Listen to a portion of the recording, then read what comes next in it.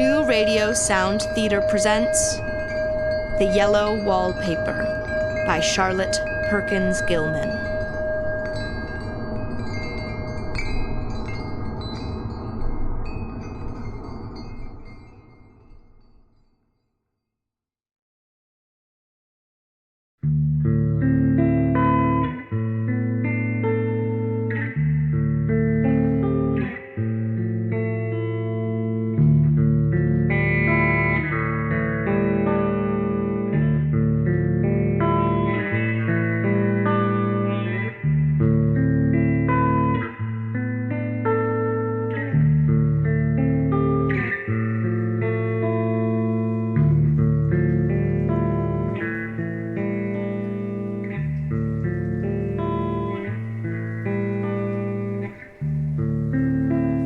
Seldom that mere ordinary people like John and myself secure ancestral halls for the summer. A colonial mansion, a hereditary estate. I would say a haunted house and reach the height of romantic felicity, but that would be asking too much of fate. Still, I will proudly declare that there is something queer about it. Else why should it be let so cheaply? And why have stood so long untenanted? John laughs at me, of course, but one expects that in marriage. John is practical in the extreme. He has no patience with faith, an intense horror of superstition, and he scoffs openly at any talks of things not to be felt and seen and put down in figures. John is a physician, and perhaps, I would not say it to a living soul, of course, but this is dead paper and a great relief to my mind. Perhaps that is one reason I do not get well faster. You see, he does not believe I am sick. And what can one do? If a physician of high standing and one's own husband assures friends and relatives that there is really nothing matter with one but temporary nervous depression, a slight hysterical tendency, what is one to do? My brother is also a physician, and also of high standing, and he says the same thing. So I take phosphates or phosphites, whichever it is, and tonics and journeys and air and exercise, and am absolutely forbidden to work until I am well again. Personally, I disagree with their ideas. Personally, I believe that congenial work with excitement and change would do me good. But what is one to do? I did write for a while in spite of them, but it does exhaust me a good deal, having to be so sly about it, or else meet with heavy opposition. I sometimes fancy that in my condition, if I had less opposition and more society and stimulus, but John says the very worst thing I can do is to think about my condition, and I confess it always makes me feel bad. So I will let it alone and talk about the house. The most beautiful place. It is quite alone, standing well back from the road, quite 3 miles from the village. It makes me think of English places that you read about, where there are hedges and walls and gates that lock and lots of separate little houses for the gardeners and people. There is a delicious garden. I never saw such a garden, large and shady, full of box-bordered paths, and lined with long grape-covered arbors with seats under them. There were greenhouses, too, but they are all broken now. There was some legal trouble, I believe, something about the heirs and co-heirs. Anyhow, the place has been empty for years. That spoils my ghostliness, I'm afraid. But I don't care. There's something strange about the house. I can feel it. I even said so to John one moonlight evening. But he said what I felt was a draft and shut the window. I get unreasonably angry with John sometimes. I'm sure I never used to be so sensitive. I think it is due to this nervous condition. But John says if I feel so, I shall neglect proper self-control. So I take pains to control myself. Before him, at least. And that makes me feel very tired. I don't like our room a bit.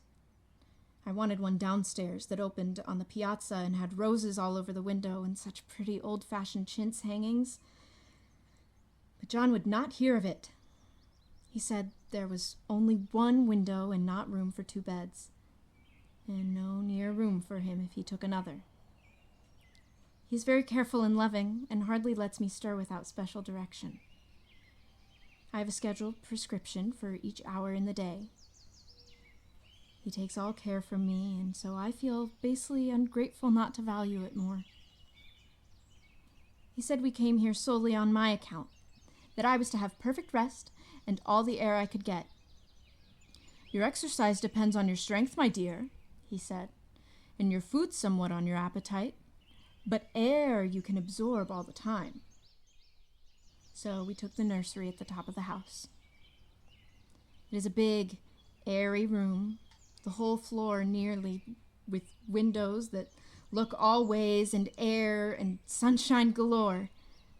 It was a nursery first and then playground and gymnasium, I should judge. For the windows are barred for little children, and there are rings and things in the walls. The paint and paper look as if a boys' school had used it. It is stripped off, the paper, in great patches all around the head of my bed, about as far as I can reach, and in a great place on the other side of the room low down. I never saw a worse paper in my life. One of those sprawling, flamboyant patterns committing every artistic sin. It is dull enough to confuse the eye in following, pronounced enough to constantly irritate and provoke study, and when you follow the lame, uncertain curves for a little distance, they suddenly commit suicide, plunge off at outrageous angles, destroy themselves in unheard-of contradictions. The color is repellent, almost revolting. A smoldering, unclean yellow, strangely faded by the slow-turning sunlight. It is a dull, yet lurid orange in some places, a sickly sulphur tint in others. No wonder the children hated it. I should hate it myself if I had to live in this room long. Oh, there comes John, and I must put this away. He hates to have me write a word.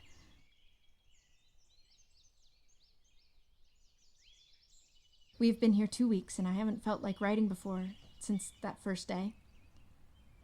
I'm sitting by the window now, up in this atrocious nursery, and there is nothing to hinder my writing as much as I please, save lack of strength. John is away all day, and even some nights when his cases are serious. I'm glad my case is not serious. But these nervous troubles are dreadfully depressing. John does not know how much I really suffer. He knows there is no reason to suffer, and that satisfies him. Of course, it is only nervousness. It does weigh on me so not to do my duty in any way. I meant to be such a help to John, such a real rest and comfort, and here I am, a comparative burden already. Nobody would believe what an effort it is to do what little I am able, to dress and entertain and order things. It is fortunate Mary is so good with the baby. Such a dear baby. And yet I cannot be with him. It makes me so nervous. I suppose John never was nervous in his life. He laughs at me so about this wallpaper. At first he meant to repaper the room, but afterwards he said that I was letting it get the better of me, and that nothing was worse for a nervous patient than to give way to such fancies. He said that after the wallpaper was changed, it would be the heavy bedstead, and then the barred windows, and then that gate at the head of the stairs, and so on. You know, the place is doing you good, he said. And really, dear, I don't care to renovate the house just for a 3 months rental. Then do let us go downstairs, I said. There are such pretty rooms there. Then he took me in his arms and called me a blessed little goose, and said he would go down cellar if I wished and have it whitewashed into the bargain. But he is right enough about the beds and windows and things.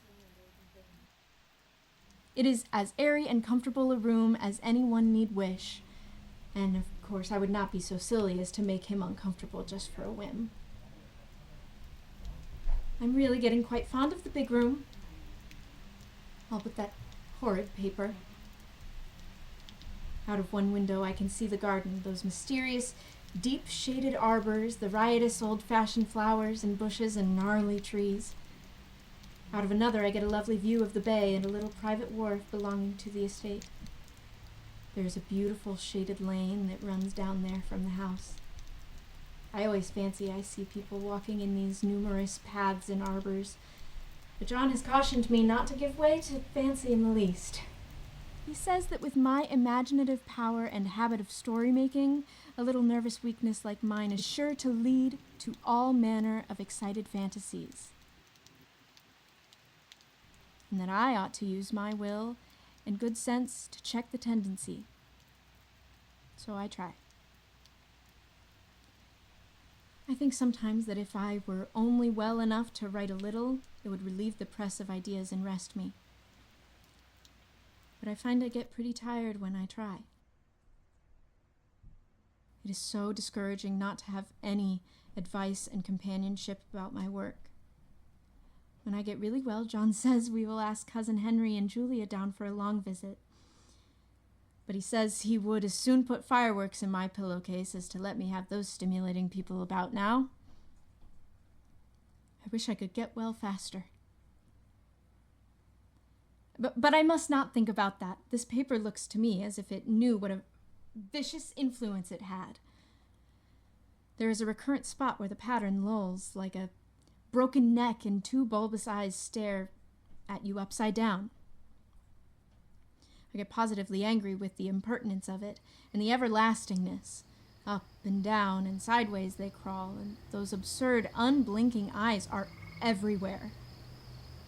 There is one place where two breadths didn't match, and the eyes go all up and down the line, one a little higher than the other. I never saw so much expression in an inanimate thing before. We all know how much expression they have. I used to lie awake as a child and get more entertainment and terror out of blank walls and plain furniture than most children could find in a toy store. I remember what a kindly wink the knobs of our big old bureau used to have. And there was one chair that always seemed like a strong friend. I used to feel that if any of the other things looked too fierce, I could always hop into that chair and be safe. The furniture in this room is no worse than inharmonious, however, for we had to bring it all from downstairs. I suppose when this was used as a playroom, they had to take the nursery things out, and no wonder. I never saw such ravages as the children have made here. The wallpaper, as I said before, is torn off in spots, and it sticketh closer than a brother. They must have had perseverance as well as hatred. Then the floor is scratched and gouged and splintered. The plaster itself is dug out here and there, and this great heavy bed, which is all we found in the room, looks as if it had been through the wars. But I don't mind it a bit. Only the paper. There comes John's sister. Such a dear girl as she is, and so careful of me. I must not let her find me writing. She is a perfect and enthusiastic housekeeper, and hopes for no better profession. I verily believe she thinks it is the writing which made me sick. But I can write when she is out, and see her a long way off from these windows. There is one that commands the road, a lovely, shaded, winding road, and one that just looks off over the country. A lovely country, too, full of great elms and velvet meadows. This wallpaper is a kind of sub-pattern in a different shade, a particularly irritating one, for you can only see it in lights, and not clearly then. But in the places where it isn't faded, and where the sun is just so, I can see a strange, provoking, formless sort of figure that seems to sulk about behind that silly and conspicuous front design. Oh, there's Sister on the stairs. Well, The 4th of July is over. The people are gone, and I am tired out. John thought it might do me good to see a little company, so we just had Mother and Nellie and the children down for a week. Of course, I didn't do a thing. Jenny sees to everything now. But it tired me all the same. John says if I don't pick up faster, he shall send me to Weir Mitchell in the fall. But I don't want to go there at all. I had a friend who was in his hands once, and she says he is just like John and my brother, only more so. Besides, it is such an undertaking to go so far. I don't feel as if it was worthwhile to turn my hand over for anything, and I'm getting dreadfully fretful and querulous. I cry at nothing, and cry most of the time. Of course I don't when John is here, or anybody else, but when I am alone. And I am alone a good deal just now. John is kept in town very often by serious cases, and Jenny is good and lets me alone when I want her to. So I walk a little in the garden or down that lovely lane, sit on the porch under the roses, and lie down up here a good deal. I'm getting really fond of the room in spite of the wallpaper. Perhaps because of the wallpaper. It dwells in my mind so. I lie here on this great immovable bed, it is nailed down, I believe, and follow that pattern about by the hour. It is as good as gymnastics, I assure you. I start, we'll say, at the bottom, down in the corner over there where it has not been touched, and I determine for the 1000th time that I will follow that pointless pattern to some sort of a conclusion. I know a little of the principle of design, and I know this thing was not arranged on any laws of radiation, or alternation, or repetition, or symmetry, or anything else that I have ever heard of. It is repeated, of course, by breadths, but not otherwise. Looked at in one way, each breadth stands alone. The bloated curves and flourishes, a kind of debased Romanesque with delirium tremens, go waddling up and down in isolated columns of fatuity. But on the other hand, they connect diagonally, and the sprawling outlines run off in great slanting waves of optic horror like a lot of wallowing seaweeds in a full chase. The whole thing goes horizontally, too, at least it seems so, and I exhaust myself in trying to distinguish the order of its going in that direction. They have used a horizontal breadth for a frieze, and that adds wonderfully to the confusion. There's one end of the room where it is almost intact, and there tusks seem to form around a common center and rush off in headlong plunges of equal distraction. It makes me tired to follow it. I will take a nap, I guess. I don't know why I should write this. I don't want to. I don't feel able. And I know John would think it absurd. But I must say what I feel and think in some way. It is such a relief. But the effort is getting to be greater than the relief. Half the time now I am awfully lazy and lie down ever so much. John says I mustn't lose my strength and has me take cod liver oil and lots of tonics and things, to say nothing of ale and wine and rare meat. And lots of tonics and things, to say nothing of ale and wine and rare meat. Dear John, he loves me very dearly and hates to have me sick. I tried to have a real earnest, reasonable talk with him the other day, and tell him how I wish he would let me go and make a visit to Cousin Henry and Julia. But he said I wasn't able to go, nor able to stand it after I got there, and I did not make out a very good case for myself, for I was crying before I had finished. It is getting to be a great effort for me to think straight. Just this nervous weakness, I suppose. And John gathered me up in his arms and just carried me upstairs and laid me on the bed and sat by me and read to me till it tired my head. He said I was his darling and his comfort and all he had, and that I must take care of myself for his sake and keep well. He says no one but myself can help me out of it, that I must use my will and self-control and not let any silly fancies run away with me. There's one comfort. The baby is well and happy, and does not have to occupy this nursery with the horrid wallpaper. If we had not used it, that blessed child would have. What a fortunate escape. Why, I wouldn't have a child of mine, an impressionable little thing, live in such a room for worlds. I never thought of it before, but it is lucky that John kept me here after all. I can stand it so much easier than a baby, you see. Of course, I never mention it to them anymore. I am too wise. But I keep watch of it all the same. There are things in that paper that nobody knows but me, or ever will. Behind that outside pattern, the dim shapes get clearer every day. It is always the same shape, only very numerous, and it is like a woman stooping down and creeping about that pattern. I don't like it a bit. I wonder, I begin to think, I wish John would take me away from here. It is so hard to talk to John about my case because he is so wise, and because he loves me so. But I tried it last night. It was moonlight. The moon shines in all around, just as the sun does. I hate to see it sometimes. It creeps so slowly and always comes in by one window or another. John was asleep, and I hated to waken him, so I kept still and watched the moonlight on that undulating wallpaper till I felt creepy. The faint figure behind seemed to shake the pattern just as if she wanted to get out.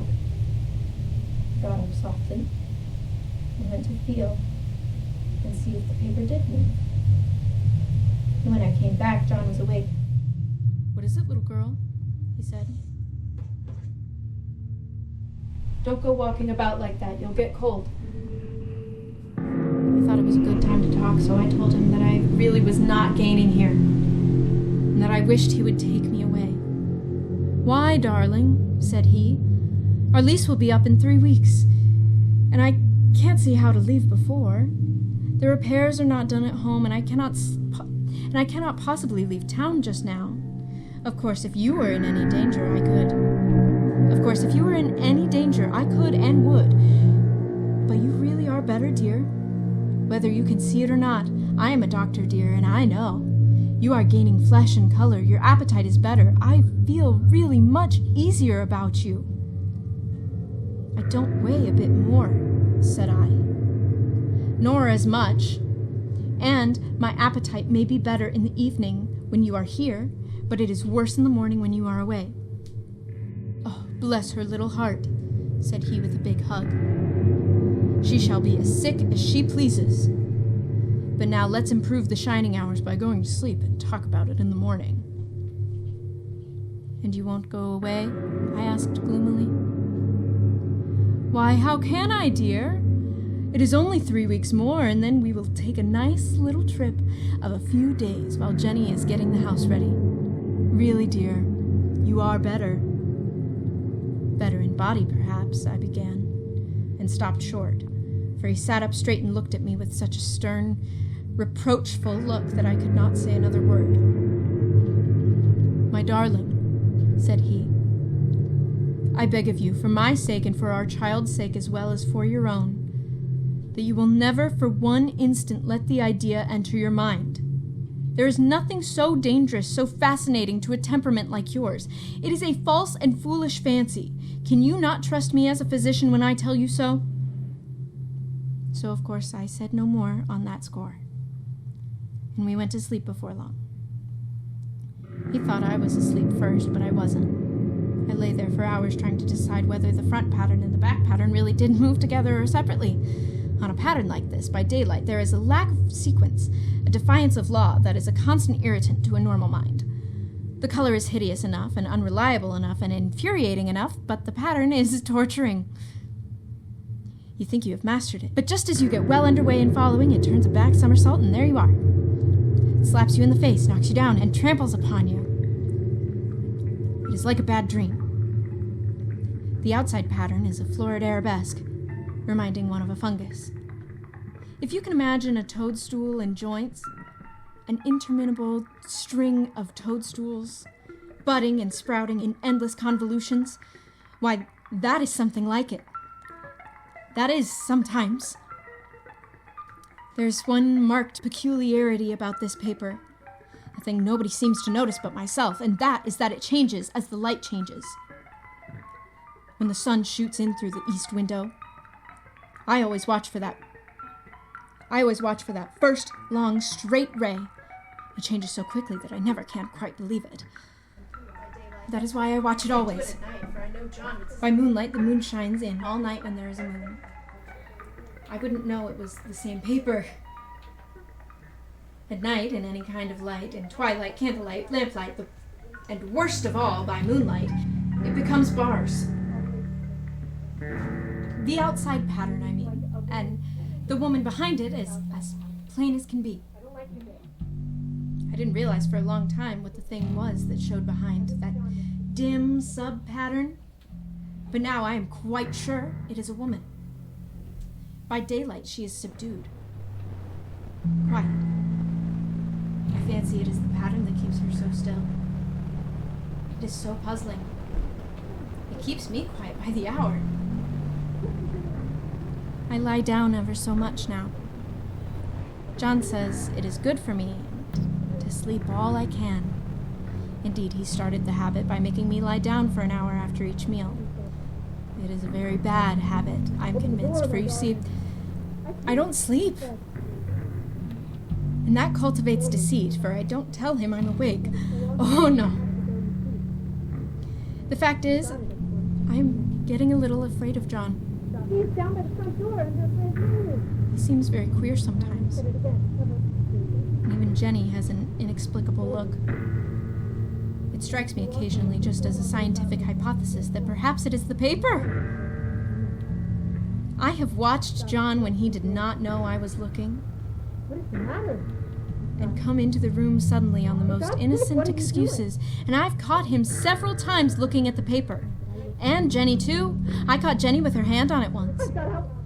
She didn't know I was in the room, and when I asked her in a quiet, very quiet voice, with the most restrained manner possible, what she was doing with the paper, she turned around as if she had been caught stealing, and looked quite angry. Asked me why I should frighten her so. Then she said that the paper stained everything it touched, that she had found yellow smooches all over my clothes and John's, and she wished we would be more careful. Did not that sound innocent? But I know she was studying that pattern, and I am determined that nobody shall find it out but myself. Life is very much more exciting now than it used to be. You see, I have something more to expect, to look forward to watch. I really do eat better, and am more quiet than I was. John is so pleased to see me improve. He laughed a little the other day and said I seemed to be flourishing in spite of my wallpaper. I turned it off with a laugh. I had no intention of telling him it was because of the wallpaper. He would make fun of me. He might even want to take me away. I don't want to leave now until I have found it out. There's a week more, and I think that will be enough. I'm feeling ever so much better. I don't sleep much at night, for it is so interesting to watch developments, but I sleep a good deal in the daytime. In the daytime, it is tiresome and perplexing. There are always new shoots on the fungus, the new shades of yellow all over it. I cannot keep count of them, though. I have tried conscientiously. It is the strangest yellow, that wallpaper. Makes me think of all the yellow things I ever saw, not beautiful ones like buttercups, but old, foul, bad yellow things. But there is something else about that paper. That's the smell. I noticed it the moment we came into the room, but with so much air and sun it was not bad. Now we have had a week of fog and rain, and whether the windows are open or not, the smell is here. It creeps all over the house. I find it hovering in the dining room, skulking in the parlor, hiding in the hall, lying in wait for me on the stairs. It gets into my hair. Even when I go to ride. If I turn my head suddenly and surprise it, there is that smell. Such a peculiar odor, too. I've spent hours in trying to analyze it, to find what it smelled like. It is not bad at first, and very gentle, but quite the subtlest, most enduring odor I've ever met.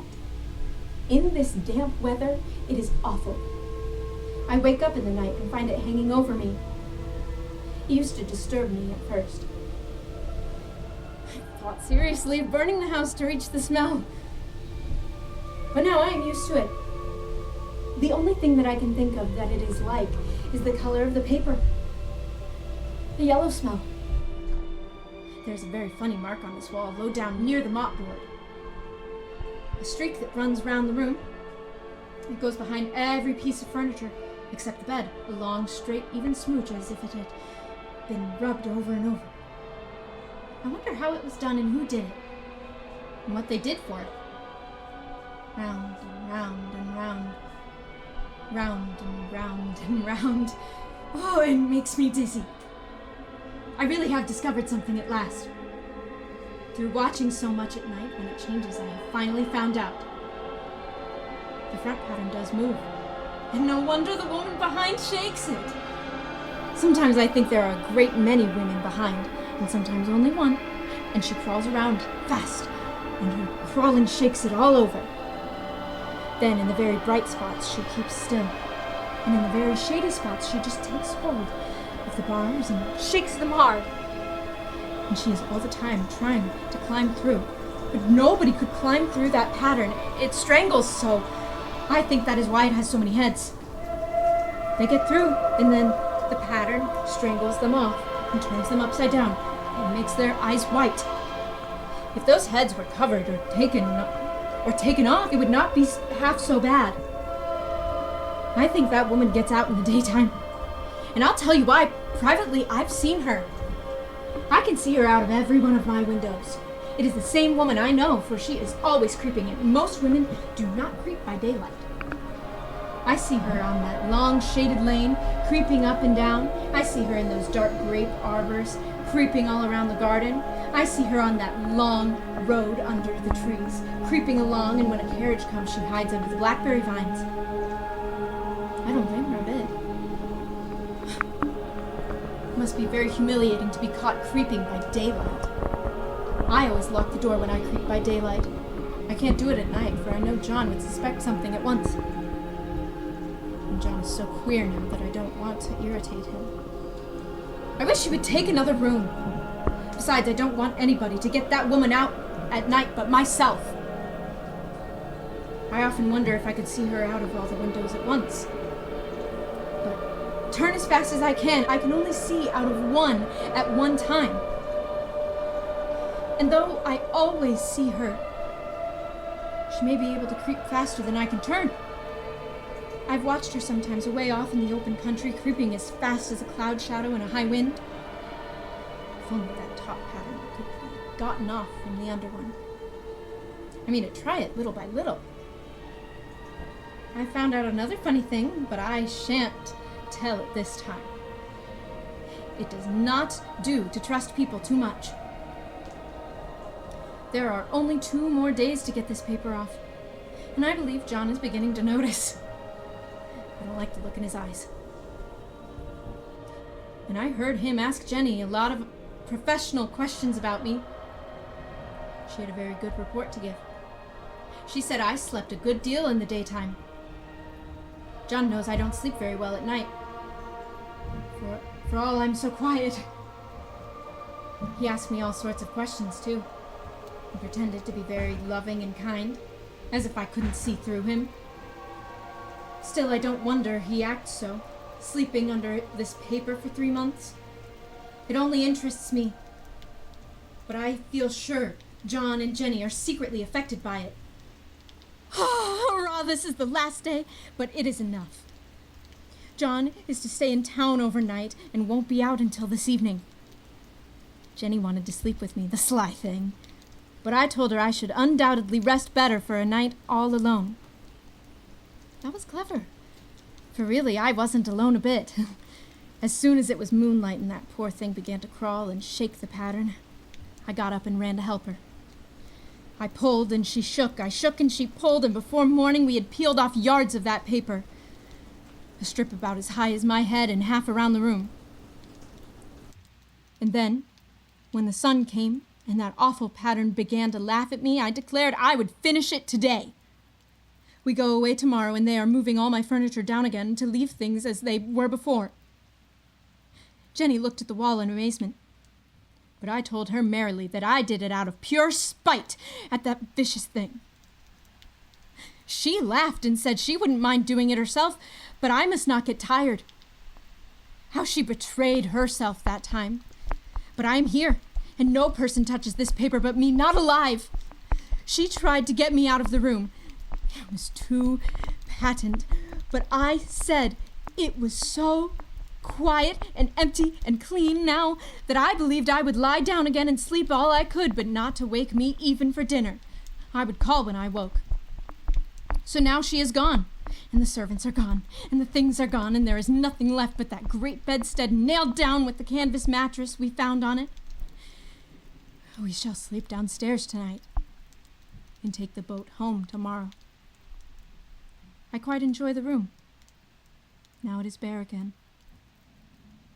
How those children did tear about here. This bedstead is fairly gnawed. But I must get to work. I have locked the door and thrown the key down into the front path.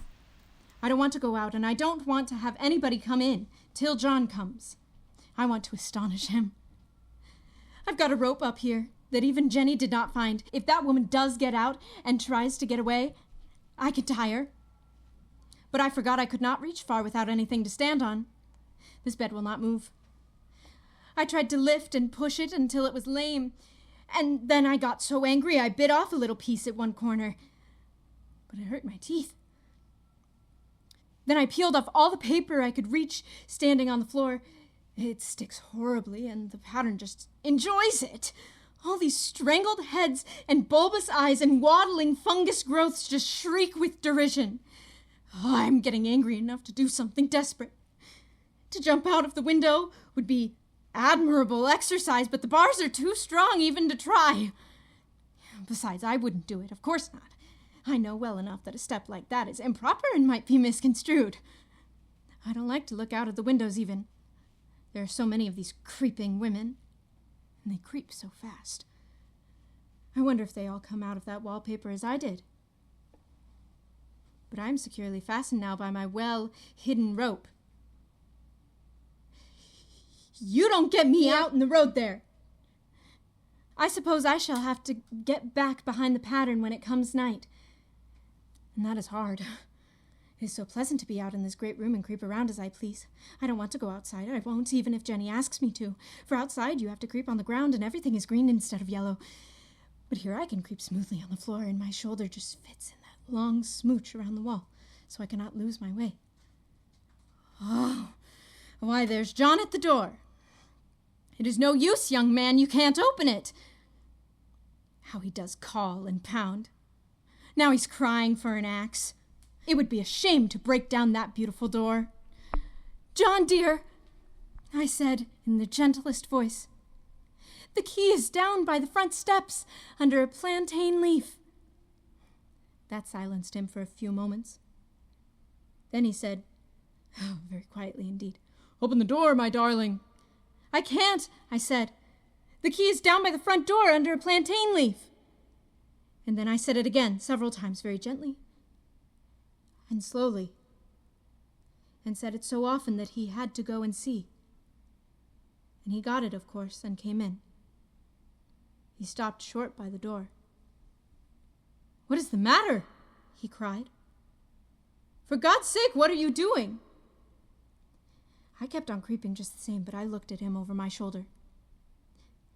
I've got out at last, said I. In spite of you and Jane, I've pulled off most of the paper, so you can't put me back. Now, why should that man have fainted? But he did, and right across my path by the wall, so that I had to creep over him every time.